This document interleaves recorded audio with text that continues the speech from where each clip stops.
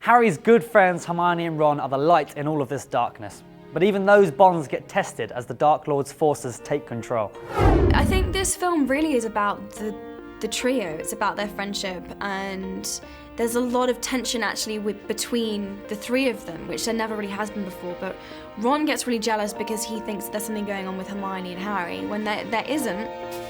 So he leaves, and then Hermione gets upset, and then he comes back and he tries to like get her to come round again, but she's pretty angry. But yeah, so lots of tension between the three of them. It was fun to play, you know, to like develop those relationships. This one feels very different, I think. I think because we're not at Hogwarts this time around, that changes the whole dynamic a lot. And particularly with the three of us, we see the kind of much darker side of these characters because of this. Because the environment is so kind of harsh now. It's kind of Voldemort's back, and it's kind of everywhere we go, we're kind of risking our lives, and we're living in this little tent on the run. We're kind of just all three of us, and particularly with Ron, there's a lot going on with him. He's kind of frustrated at Harry because he's not really getting us anywhere, and he doesn't really know what he's doing.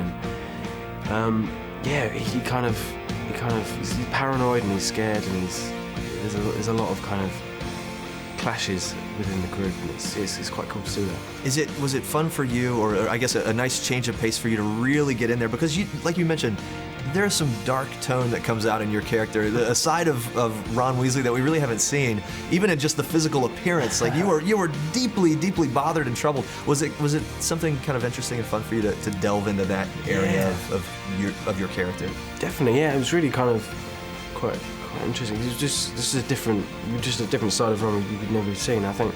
And also with the Horcrux, this kind of object has this kind of really dark effect on all the characters, and it was cool kind of playing all that stuff as well. I just thought, after all this time, we would have actually achieved something. I thought you knew what you were doing. I thought Dumbledore would have told you something worthwhile. I thought you had a plan. I told you everything Dumbledore told me. And in case you haven't noticed, we have found a Horcrux already. Yeah, and we're about as close to getting rid of it as we are to finding the rest of them, aren't we? Ron, please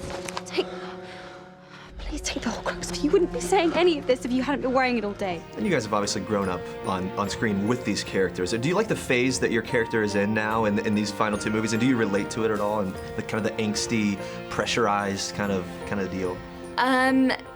Yeah, it was knackering actually. That's an English word. Is that knackering? Knackering. Let's find an American Let's find an equivalent. American equivalent.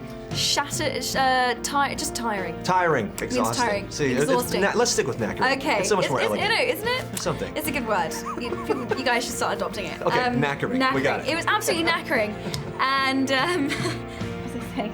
Yeah, it was because it's just so intense. You know, it's like it's from the very minute that the credits open. It's like you're straight in there with like this very intense fight scene, and you know, like all the way through. So yes, you can take a snapshot of this and think that it's an action thriller. There are these chase scenes, kind of freehand camera moves and things, almost like a Bourne Identity type at moments, right? There are elements of it. Completely. It's very visceral and like very real. And all the action stuff is great. They've changed all the wand stuff as well. We used to get a ballet choreographer to teach us all these kind of wand moves, but this time around we were taught by that kind of stuntmen, and it was all kind of inspired by sword play and stuff. So it was, yeah, everything's kind of got a lot more kind of aggressive, and this is really cool.